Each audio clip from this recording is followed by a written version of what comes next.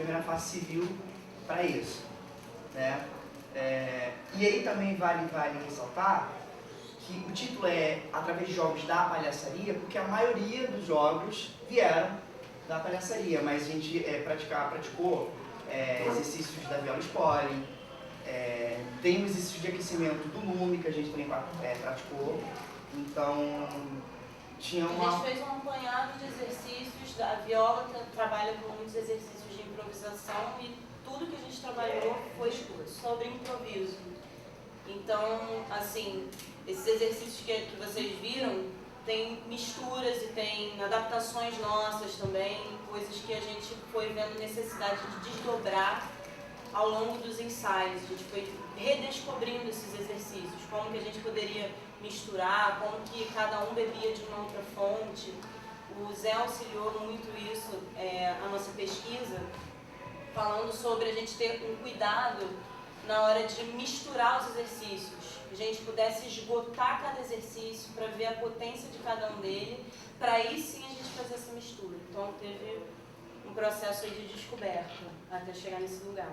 E aí assim, por que a gente embarcou nessa, né, nesses jogos? Porque a gente desde o início percebeu que esses jogos, a natureza deles pedia uma urgência, uma prontidão que era muito bem-vinda para coisas que a gente precisava trabalhar.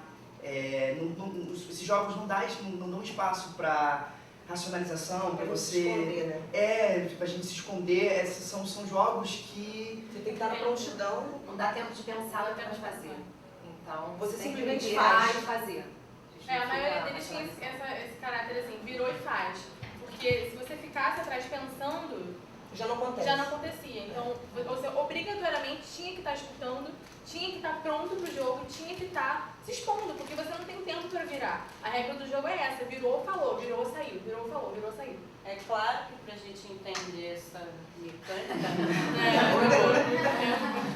a gente ainda não entendeu completamente. Então, existe, assim, a gente praticou muito esses exercícios, não chegou num lugar assim onde a gente pensava onde a gente fosse chegar, mas cada um conseguiu se desafiar num grau muito bom. A gente consegue entender a evolução que tivemos aqui. Era muito difícil inicialmente, a gente se travava, dava para ver quando a gente se boicotava no jogo, a gente se sabota o tempo inteiro. E foi muito bom a gente ter essa percepção, o olhar do outro. O grupo tem muita gente, então o olhar do outro sempre interferia muito naquilo que a gente vinha fazendo, desenvolvendo. Porque sempre tem coisas que a gente sabe que funciona, né? Especialmente quando eu sempre tenho que trocar, sou melhor ali, sou melhor e vou usar isso aqui. E esses exercícios, além de colocarem a gente nesse lugar, eles tinham uma relação que a gente tentava trabalhar também com a plateia, em alguns determinados momentos. E é muito de imediato, que você vê, pô, isso funciona, mas não está funcionando. E agora, o que você faz? Você está literalmente, desculpa o termo, né, lá na merda. Você está ali exposto e o que você faz? Exatamente. E aí a gente trabalhou muito em cima do improviso, né? A gente fez o esqueleto e foi tudo improvisado. Nada se repetia. Tudo que o Max dava de objeto, de elementos, a gente fazia. Então, a gente só entrava na regra do jogo, exatamente isso. Era só a regra do jogo. E o medo é esse, o desafio é esse, né? É de você não ter nada programado. Você tem um esqueleto, mas você não tem nada programado. Só tem realmente se arriscar. O que vocês viram, na verdade, a gente não, além das regras e da estrutura, não tinha nenhum objeto combinado. Quando o Max diz, você faz isso, faz aquilo, a gente não sabia a ordem, quem ia, a gente não sabia que jogo ia rolar no paredão, que era o momento que estávamos nós quatro, a gente não sabia como ia. Tinha momentos que rolava, teve dias que não rolou de jeito nenhum. Então é uma coisa que a gente não sabia. De fato, a gente estava ali, sabia algumas coisas, mas outras a gente não sabia como ia sair, de fato. Mas essa fase dos jogos não foi a pior. Foi muito difícil tudo, mas ela até aconteceu.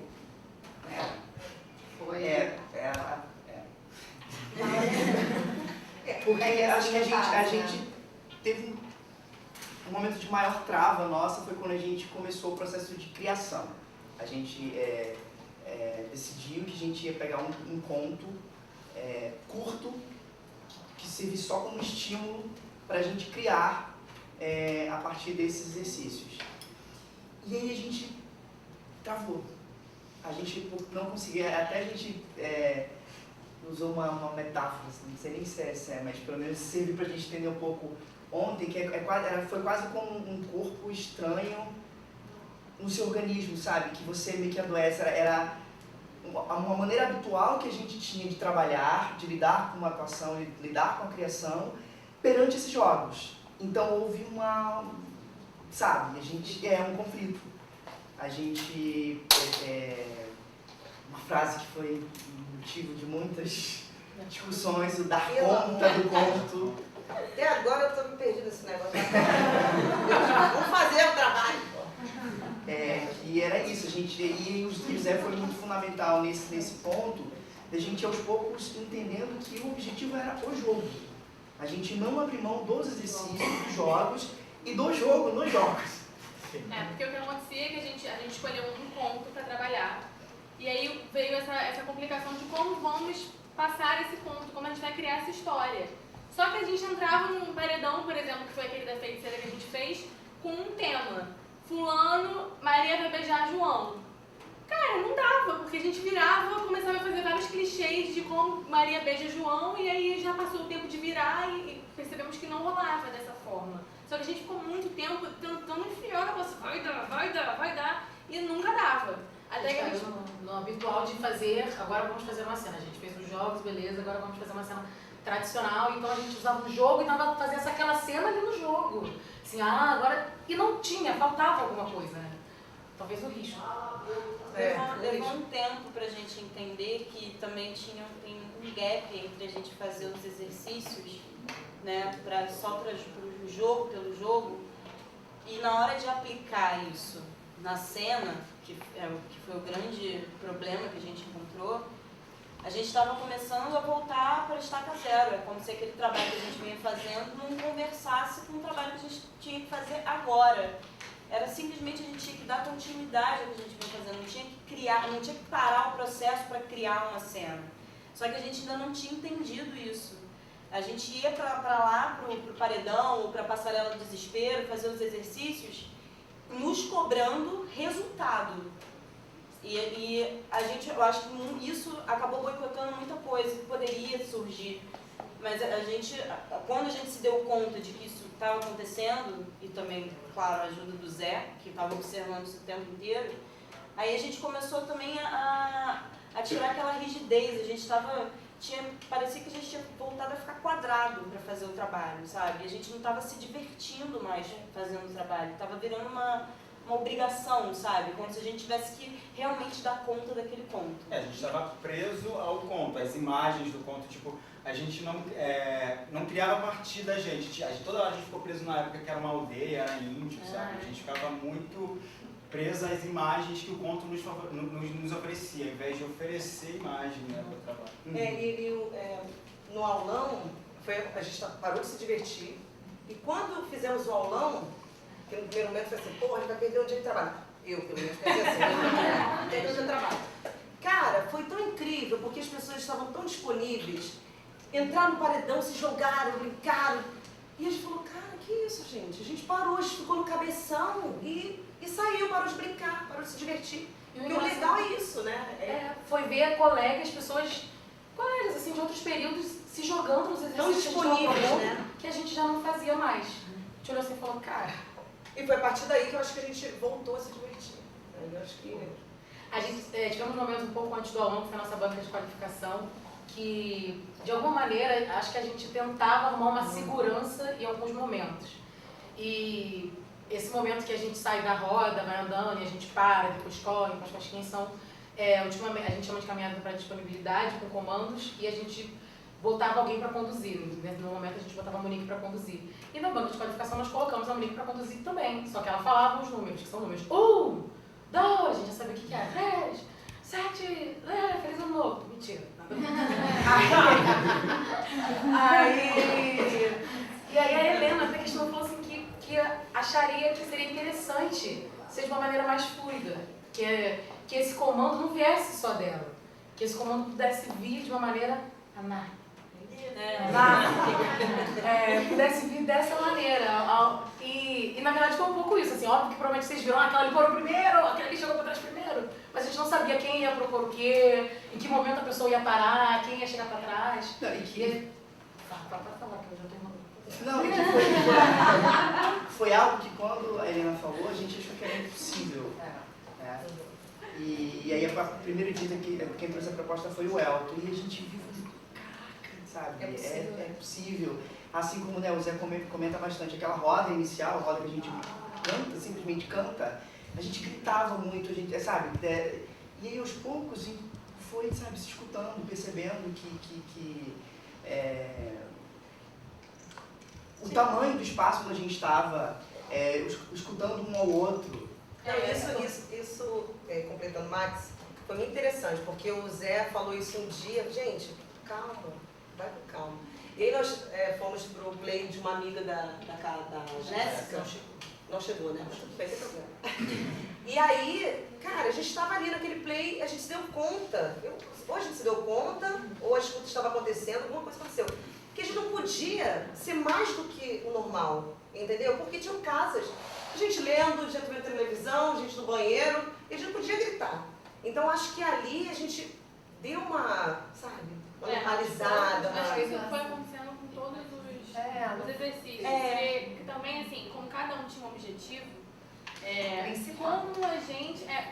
todos nós temos esses 3 objetivos, porém, por exemplo, eu estava em busca da exposição, a Dani, o Max em busca da escuta. Então, como a gente variava, a gente foi percebendo como vamos trabalhar em grupo, porém executando aquilo que a gente tem necessidade de buscar. Então, assim, no paredão, quem sempre é do paredão? Eu, porque eu quero trabalhar a exposição. Quem sempre ficava atento na roda? O Max, por conta da escuta. E aí a gente foi, aos poucos, botando as necessidades na frente e em grupo. Isso que foi mais legal, porque acho que ninguém em momento nenhum falou, porque então não está mais trabalhando o que eu quero, então em algum momento do grupo até a gente teve esse momento, será que a gente vai continuar trabalhando o que a gente está buscando? E aí sim, a gente está trabalhando essas 3 coisas juntas, porque no final das contas elas são uma só. Porque enquanto eu não estou escutando, eu não tenho como me expor. Quando eu não estou me expondo, ou quando eu estou com medo de me expor, a minha escuta se trava. Então, aos poucos a gente foi percebendo também a partir da banca de clarificação que a Helena falou isso. Vamos chegar na conclusão de que são uma coisa só. Acho que a gente conseguiu chegar a essa conclusão. Não conseguimos atingir um objetivo maravilhoso, estamos com a escuta perfeita. Não, mas a gente entendeu que são uma coisa só. E até porque isso é um processo que por exemplo, a gente, no aulão, a gente viu os professores, né? Os professores participaram do paredão, do jogo do paredão. E a gente viu que estamos juntos, né? Estamos em casa. O paredão foi um dos exercícios que a gente mais usou, mais trabalhou, mais tentou aproveitar. Eu acho que, pelo menos dentro dele, em relação, talvez, à escuta e à tentativa de exposição, a gente até teve ganhos grandes. A gente, até o fim, pecava um pouco na prontidão. Não virar rápido, tem que virar junto. Aí, e a gente virava devagar, a gente esperava muito para virar, porque dá um nervoso. E o Zé falava, vamos, vai, ritmo. Nossa, eu ficava com a voz dele, quebra. Eu falei, vai. Aí ele falou, cadê a prontidão? E aí a gente parou para pensar. É porque essa demora que a gente tinha de virar era justamente a sabotagem que a gente fazia com a gente mesmo. Você ficava pensando no que ia fazer antes, entendeu? Não, ali alguém propôs alguma coisa e você já se jogou. Tem que se arriscar, a proposta era essa. E muitas vezes a gente se travava. Vou virar e vou fazer uma coisa foda agora. Não era. Sim. Não era, cara. E você tá lá. E tem uma coisa da questão do jogo paredão, e da maioria dos nossos exercícios, são poucos que isso não acontece, que é o que a gente tem que literalmente jogar junto. O jogo não funciona se a gente não tiver com a escuta, que a gente entende um pouco com essa questão da conexão. De estar conectado. Com essa questão da conexão, de estar conectado. E o paredão tem um momento, por mais que você jogue com um cara, porque eu só posso voltar para a parede quando alguém vira de frente, às vezes os coleguinhas, outros 3 ou 2 que estão jogando com você, te deixam ali entendo. Teve momentos que isso aconteceu, que você fica ali de frente, você não tem o que fazer e ninguém vira. Mas isso é no jogo. É no jogo, é no jogo. E isso é bom porque... E aí? Aí só assim, só pra gente Que a gente fala da finalizar. brincadeira. Só pra gente, porque a gente levantou a bola lá do processo de criação, que foi complicado, e eu acho que a gente começou a se achar quando a gente montou uma estrutura de exercícios e vamos focar neles. E a gente começou a trazer palavras de comando, verbos que linkavam com a lenda, e a partir daí foi que as coisas foram fluindo. E como Você chega aquele lá?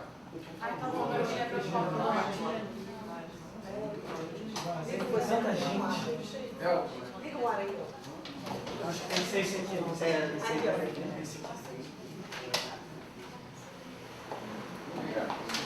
E aí, a partir que a gente encontrou esse caminho, é que a gente foi se encontrando para montar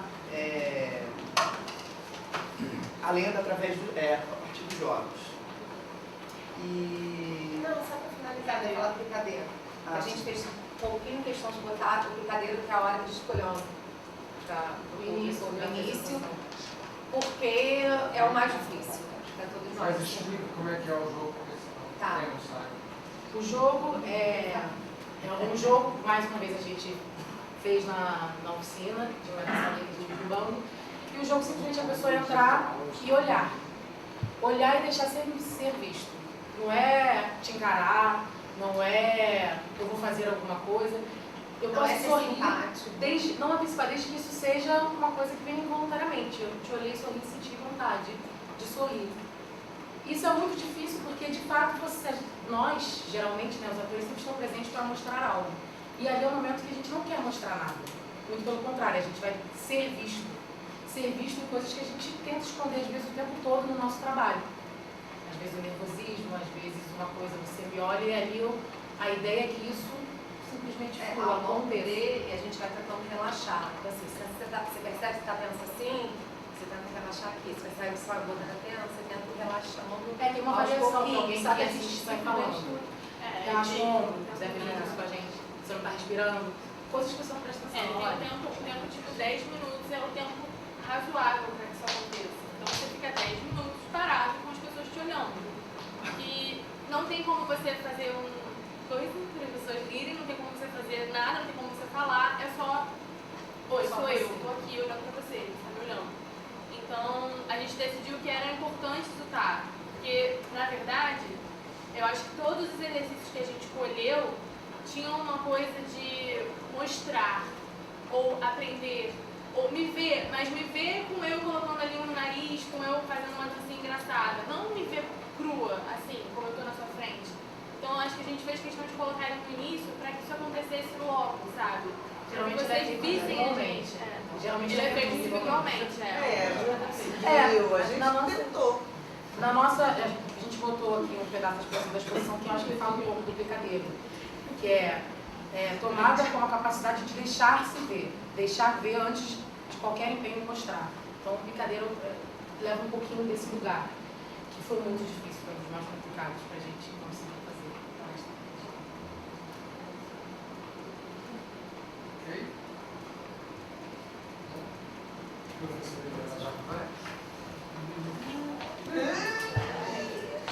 Logo agora ligou o ar-condicionado, fica com frio.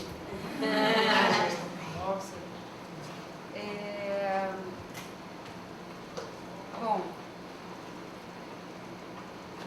obrigada, Zé. Obrigada a vocês.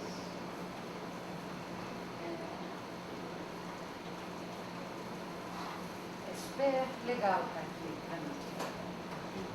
Super legal. Eu não sei nem exatamente por onde começar, porque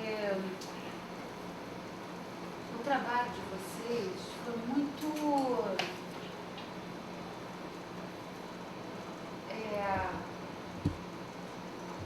sei lá, ele foi muito comovente para mim, porque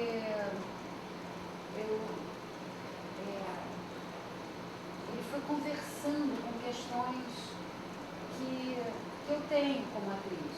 Então, foi muito comovente para mim, e lendo as questões de vocês que estão encerrando o curso e vendo ali as questões que eu tenho, que eu me deparo no meu dia a dia, na profissão, no exercício da experiência desse lugar no mundo, né?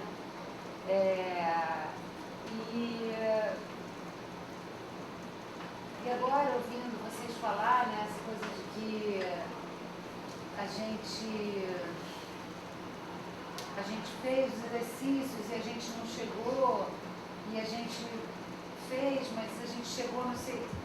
E eu fico pensando como é difícil a gente entender que não tem chegada, né? A gente sabe disso, mas a gente esquece disso, né? O tempo inteiro a gente fantasia uma chegada, né? E como isso faz com que a gente se perca do percurso. E como a gente sabe disso e fica me repetindo, porque eu acho que a gente precisa repetir isso um para o outro para ver se a gente se ajuda a aprender isso, né? Nós, atores. Porque é incrível que esse lugar da exposição, ele, sei lá, de alguma maneira, ele coloca essa fantasia, né, do resultado, isso é um desvio, né? Isso é um desvio da coisa. E foi muito, não sei assim, se foi para todo mundo, mas para mim foi muito comovente esse início, né? Esse exercício primeiro que vocês fizeram, né? De picadeiro. Porque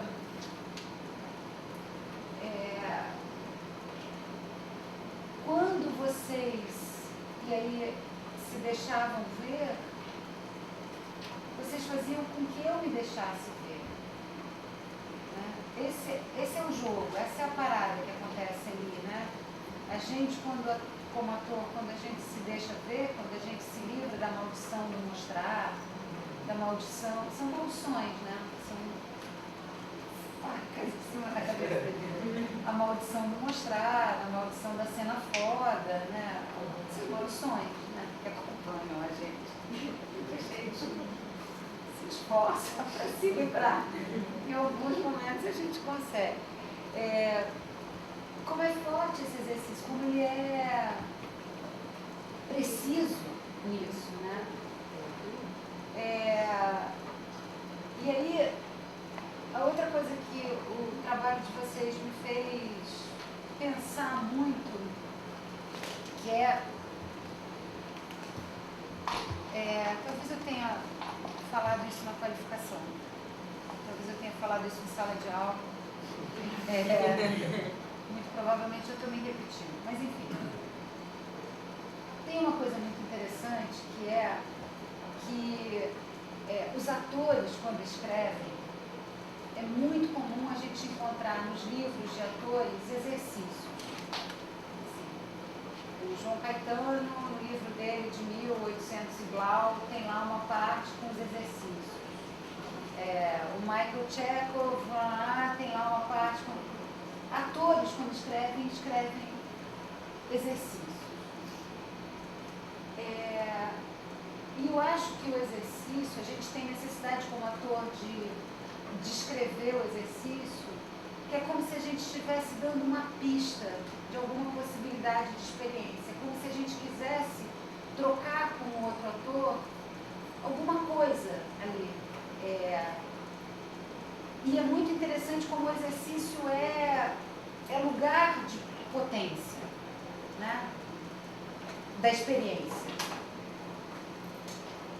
E aí eu, lendo o trabalho de vocês e ouvindo o relato de vocês, que foi um outro momento muito forte para mim de identificação, como é traumático esse momento em que o exercício pode virar, ele é estopim de criação e a gente se esquece do exercício, né? Eu acabei de viver uma experiência muito longa de 5 anos que o Victor foi cúmplice assim, de um grupo de atrizes nós nos reunimos durante muitos anos para fazer exercícios e o momento traumático do trabalho foi em que a gente percebeu que tinha potência ali de criação e a gente não deu conta de fazer essa passagem. E foi isso que a gente tentou colocar no livro que a gente produziu a partir dessa experiência.